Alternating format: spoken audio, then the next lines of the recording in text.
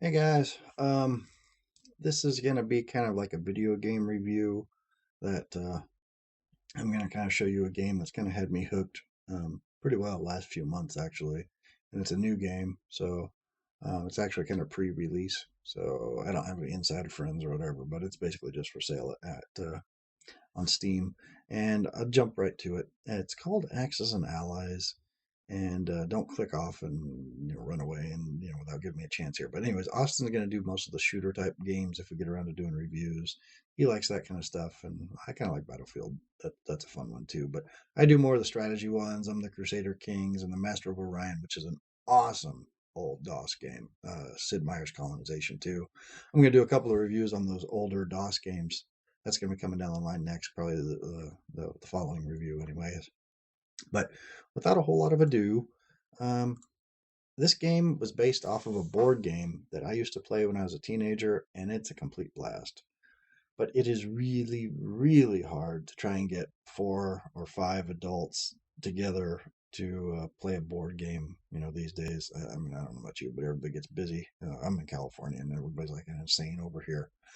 Um, so uh, this kind of lets you find a way to balance that out where it goes where it's turn based and it works as an email notification system where if you have 5 players, basically each one's playing a different country, you get emailed when it's your turn to go, and you have 24 hours to take your turn. And then once you do it, it only takes 5 or 10 minutes. That's what I really like about this game. It's very convenient above everything else, and it's a lot of fun because it is strategic. There's like I don't know 20 something units in the game probably, and the whole thing revolves around how you maneuver those units around. So I mean, there's infantry, there's artillery, there's tanks, bombers, fighters. But all the navy stuff is in there too. And there's a money system in the game. And if you're familiar with the game, then you're going to already know. This is kind of maybe just kind of give people a little bit of a rundown on it.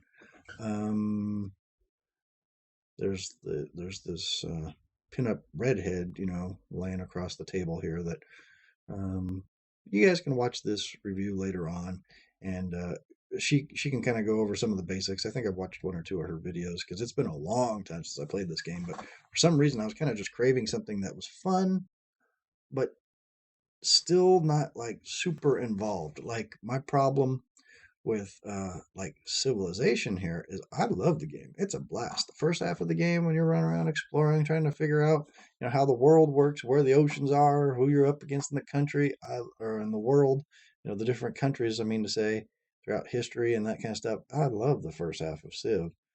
But once you get to the point where you've explored everything and now it's a technology race and there's like all these units all over the board and everybody's developed every square inch of it and there's not really any conquest left or exploration left, I guess would be what I'm saying. It just, I don't know, it loses something. It just gets very monotonous and very tedious, moving around these 10,000 units, and the computer will basically move around all kinds of stuff, and it sends your computer into meltdown trying to keep track of all this stuff. And our computer's pretty beefy. I mean, it's really not the reason why I don't like it. Just it gets to be more work and more arduous than it is enjoyable to some point. I don't know what the magic formula recipe is, but this game doesn't have that.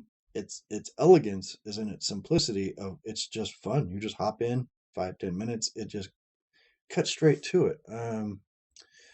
The other side of this thing is it's kind of like I'm going to skip ahead here a little bit, but Hearts of Iron. I bought this game because they were having some crazy sale, and I'm sure it's an awesome game. I mean, the reviews on this are normally not wrong. It's probably killer, but I looked at it. I was about to start playing it. And I was like, "There's 6 different tanks, depending on all these promotions, and then you develop them this way, and then you have to keep track of which tanks are this kind, and which ones are that ones, and this one has that special ability, and then you have commandos and all this other crazy stuff. And the guy you're fighting against, he can counter your moves with 1,000 different special things, and it's just like, oh, it just gets too intricate. I mean, it's just.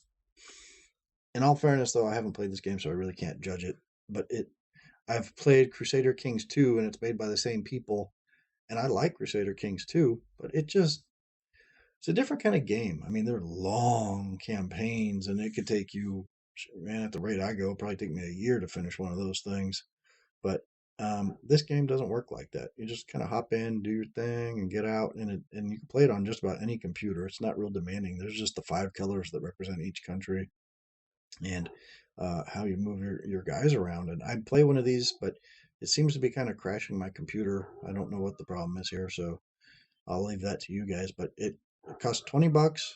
It is early access, so they're kind of squishing some bugs, and more or less it plays okay. It's just every once in a while the screen turns black and it drops out like maybe 1 in 15 times. That kind of really annoys me. But after they get a hold of that and they get that under control, it should be pretty cool. I don't know if you guys can hear the microphone picking up Blitz in the backyard howling like a freaking wolf or something here. That dog is too funny. Woo! Okay, well, let's fire it up and hopefully we don't crash. Let's see where we wind up at.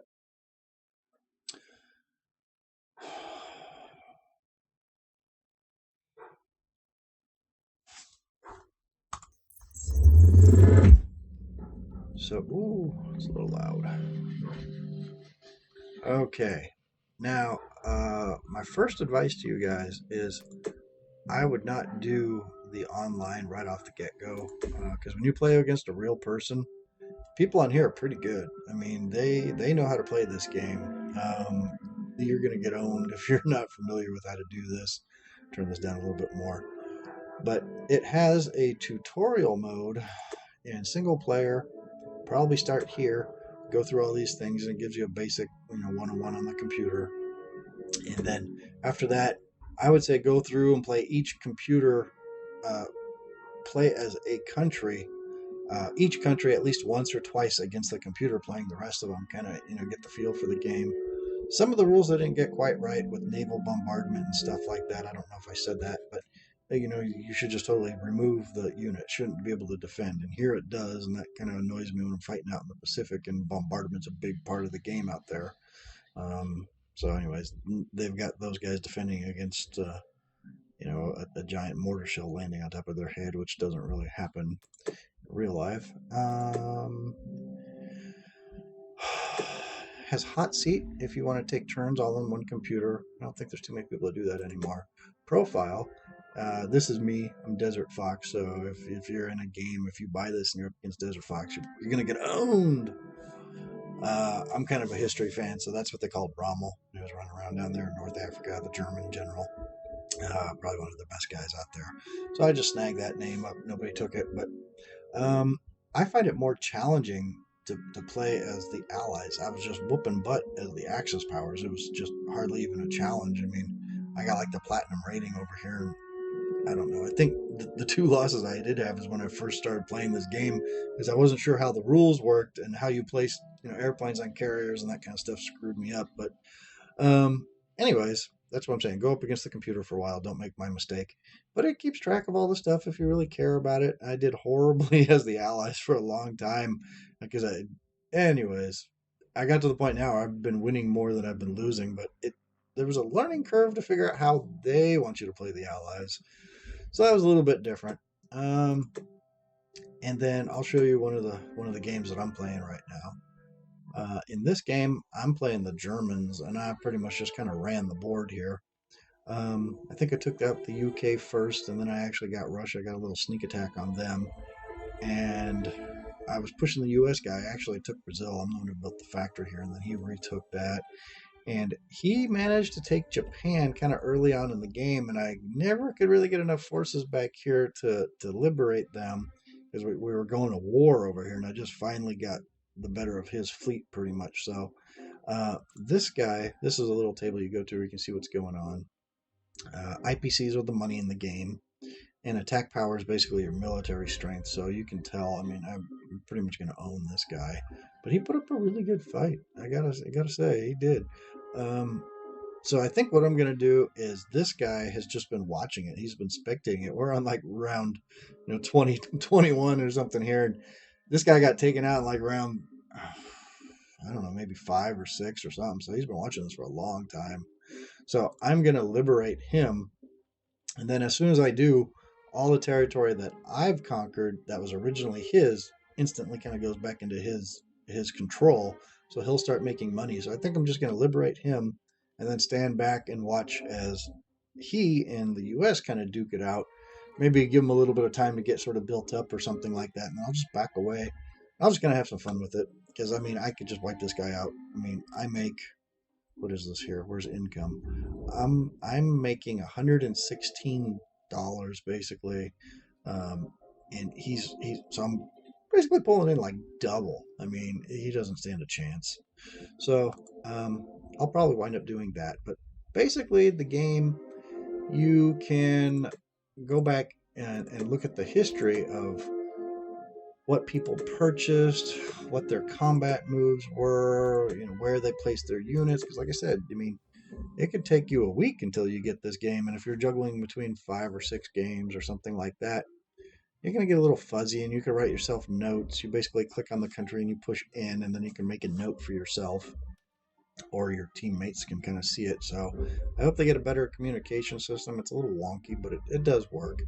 And then the units, each one fights and defends and moves differently, so you kind of have to figure all that out. These are the Navy units. You have fighters and bombers. Industry, you can kind of blow up somebody else's factory, do damage, or cost them to repair it, or they pay money to place one. So all that gets pretty cool. I don't want to bore you guys with this anymore. I encourage everybody to play it though. It's a blast. If I could actually take a turn, I would show you. But it's a game that's elegance in its simplicity. So I encourage you guys to try this. See you later.